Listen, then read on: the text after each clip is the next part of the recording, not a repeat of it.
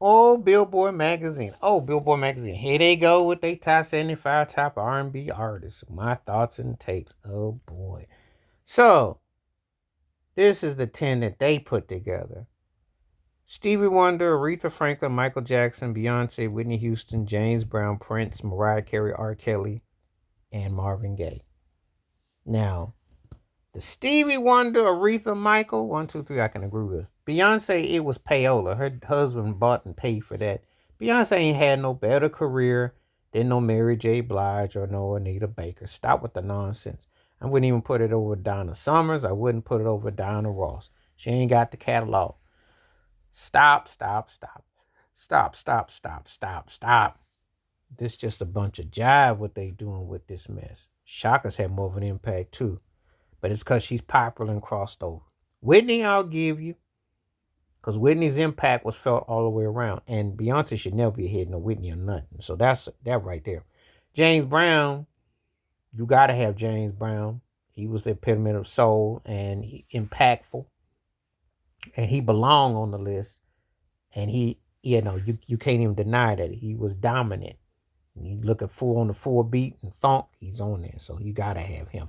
I'm gonna talk about everybody. Steve Wonder, everybody is somewhat point or not pretty much imitated him. So it's hard not to have him in the top spot because he had the greatest run of records, and it's hard to not have him on the list. So Aretha Franklin, the Queen of Soul, and she changed the course of music, prolific, productive. How could you argue against someone that dynamic, just incredible artist? Michael Jackson, the most dominant artist of my lifetime.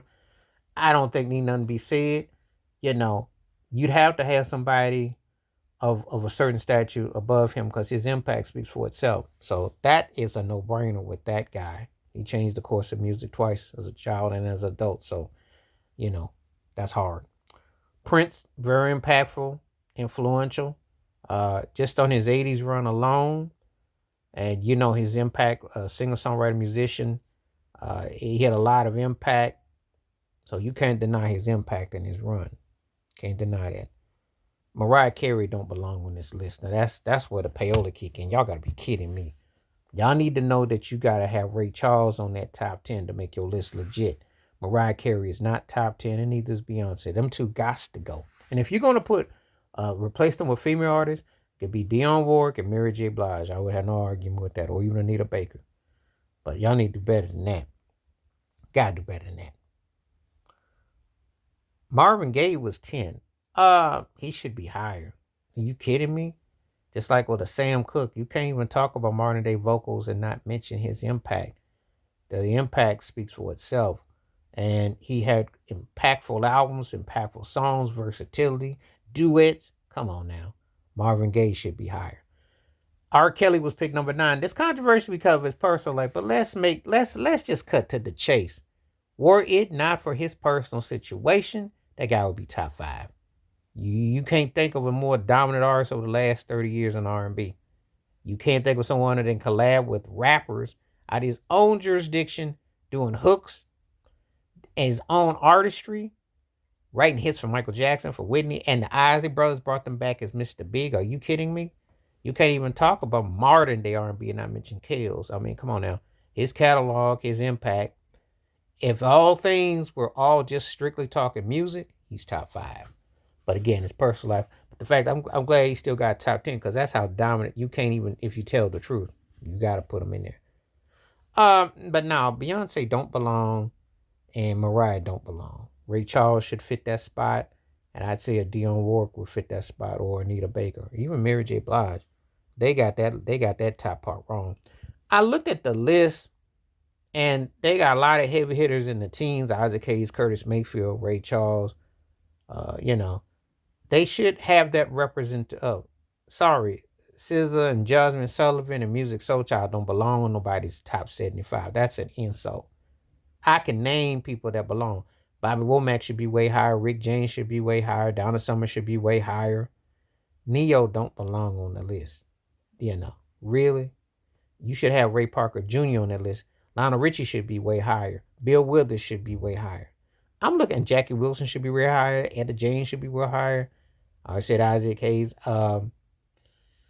I'm like, ooh, what are y'all going by? Some of them people on that list, Fantasia's on that list. She's not top 75.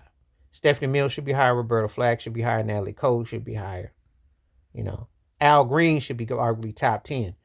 I'm like, y'all need to have somebody real black get on that list and talk about it. Not some turkeys who don't halfway know. Babyface could be higher. Bobby Brown could be higher. You know, you could just like Tina Marie should be higher. You should have people that Teddy Pendergrass. You could just talk to people in the know. You know, that should have Joe Tex should be on that list. Joe Simon should be on that list higher. Come on now. They ain't Evelyn Champagne King, Stacey Lattisaw.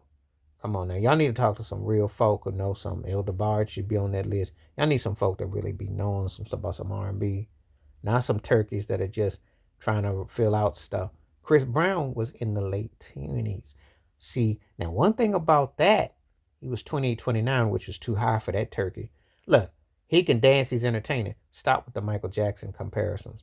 Because if you supposedly the junior whopper or equivalent, your behind ain't nowhere in sight. Michael was 3, so 29 don't make you quite close. And Usher was outside top 10. You can debate Usher. Usher ain't no top 10, no. He ain't top 10. They don't really, and they had Music Soul Child. They had some Maxwell should have been higher. D'Angelo, he would be in the 30, 40 range. He don't have enough catalog. So I like his talent, not enough depth to what he put out. Phyllis Hyman should have been higher. Steve Arrington should have been on that list. They won't talk about Roger Troutman should have been on that list. Won't talk about people, got to have people that are represented. People Bryson was about evenly matched. Sometimes they got people on this, when they say great, I don't think they understand what the term means, because you're the best of the best, so, allegedly. So anyway, but that's my thoughts and takes. Beyonce don't belong on that list, and Mariah don't either. I replaced it with, if I was going to replace 2 women with them, it'd be Dionne Ward and Anita Baker. If I could. Or I put Luther Vandross and I put Mary J. Blige here to Beyonce, somebody. But them 2 turkeys don't belong, and that was bought and paid for.